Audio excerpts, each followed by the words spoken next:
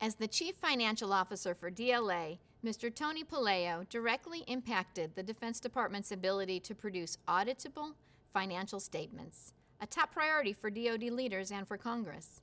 Serving as the defense-wide working capital fund cash manager with responsibility for maintaining the cash resources of 3 defense agencies, Mr. Poleo's exceptional management of this fund was remarkable during his tenure, and he set the benchmark for future DWWCF cash managers. We'll now hear from Mr. Art Hagler, DLA's current Chief Financial Officer, about why these accomplishments are deserving of induction into the DLA Hall of Fame. Well, Tony is very deserving of this recognition. He was and is a very well-liked and respected member of the DLA leadership team.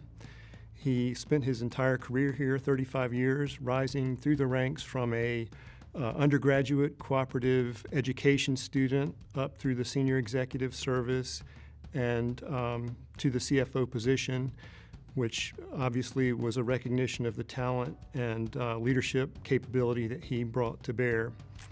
One of the important responsibilities he had was administering the cash resources of 3 defense agencies, not just DLA, but DFAS and DISA as well. Grand total $37 billion.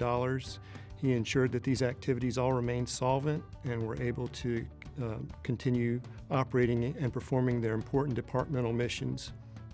During his tenure, the department issued a directive to consolidate all the service major storage depots underneath DLA. I think there were 24 of these locations across the services. And as part of this implementation, Mr. Poleo implemented a discrete or developed a discrete pricing mechanism that incentivized the services to consolidate their inventories and to get rid of their excess. And this in turn enabled DLA to right-size the storage infrastructure, which in turn saved substantial resources for the department. In addition to developing and building a very strong bench and leaving behind a very capable quality workforce, he helped institute what became known as cost summits with the services. And the purpose of the cost summits was to bring together the financial management and logistics leaders to talk about, DLA major initiatives, to help them understand the cost structures and billing mechanisms, and to have a two-way conversation so that they could more transparently understand DLA and how it's organized and operates. Tony, thank you so much for your leadership. And I have to tell you that Jeff Satola and I both stand on your shoulders.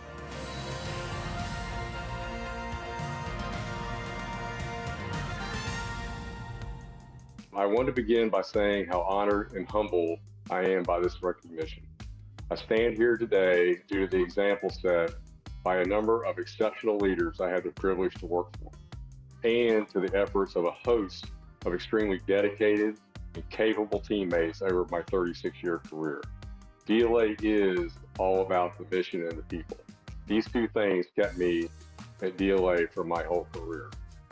First, a thank you to Vice Admiral Skubik, DLA Director, and Lieutenant General Williams, former DLA Director, for supporting my nomination. I also want to extend my thanks to Mr. Mike Scott, former DLA Vice Director, and Mr. Brad Bunn, current DLA Vice Director, for their longtime friendship and unwavering support through some very challenging times. The last and most important thank you goes to my wife, Linda, who has been on this journey with me every step of the way, supporting and encouraging me. I fully understand and appreciate that I am joining a decorated and distinguished group of current Hall of Famers. I also want to congratulate my fellow inductees, all of whom I have worked with or for during my career. DLA has met and overcome many challenges in its 60-year history and will be expected to do the same in the next 60. The warfighter and the taxpayer deserve no less. I'll leave you with an excerpt from a famous speech given by Teddy Roosevelt in 1910 that has always resonated with me as a career member of the federal service. Quote, "It is not the critic who counts, not the man who points out how the strong man stumbles, or where the doer of the deeds could have done better. The credit belongs to the man who is actually in the arena." So I challenge the current leadership and my former teammates to remain in the arena. The nation needs you now more than ever. Thank you again for this honor, and God bless our soldiers, airmen, sailors, and Marines who continue to be in harm's way every day.